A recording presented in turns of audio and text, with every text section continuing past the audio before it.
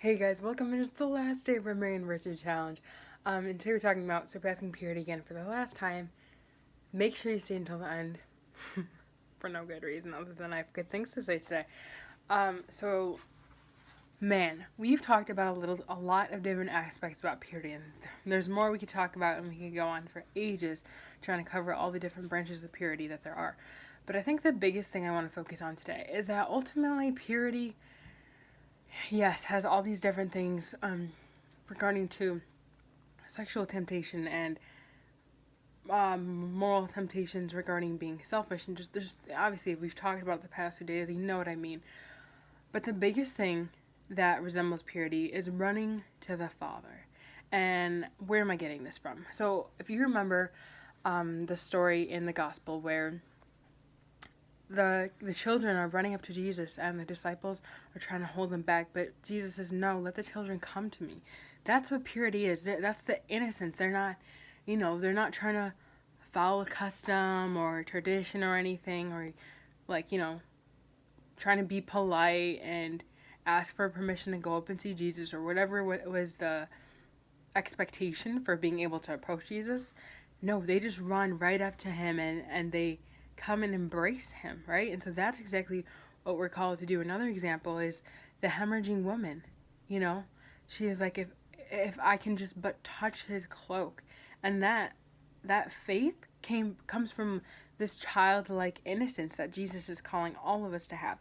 And that's what really purity is, because you see a baby and you're like, yeah, the baby is absolutely beautiful. And it's because we're seeing with our hearts that purity. And it's not like it's written across our forehead or anything, but we know that baby is pure. And so it's that same thing that we're striving for.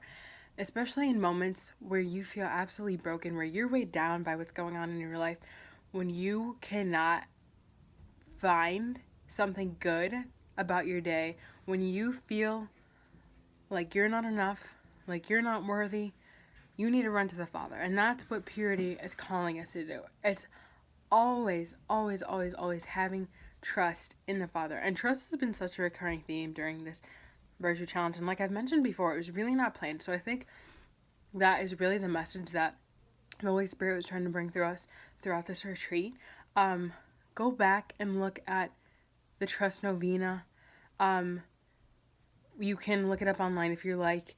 It is absolutely amazing, and it'll help you to build this purity in your heart, because once you learn to depend on Jesus, then making those decisions where I can't bring up every single situation possibly that you're going to have to choose purity in and what exactly purity is going to look like. But if you are running to the Father, he will guide you and he will lead your heart to where it needs to go, and that will ultimately protect your heart, which is the whole reason for having purity, protecting our hearts, and really showing value for other people's hearts by not using them. And so the last thing I want you to remember is something that I brought up yesterday, and it's how Pope St. John Paul II says, the opposite of love is not hate, it's indifference. And I really want to encourage you, again, to not look at people as objects of use, because that's really what's prevalent among our society and culture today. And I need you to push back from that and to start paying attention when you meet a new person, or when you're going up to someone and even just having a simple conversation. Are you more focused on what you can get out of it for yourself, or are you more focused on letting the Holy Spirit flow through you and, listening to that other person and letting the Holy Spirit respond? So thank you for all of you who have participated in this Marian Virtue Challenge. I don't care if you watch one video or all 30 of them. We want to thank you so much for letting us bring some of Christ's word to you today and throughout this past month. It's crazy that it's been a month. Like I mentioned in an earlier video, we want to do a series for Advent.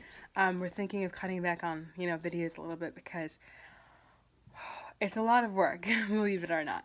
But also, we just want to thank you again from the bottom of our hearts, all of us at Fiat Amari, because without you, really, we would just be people staring at a camera screen. So thank you again, and have an amazing and blessed and fantastic weekend.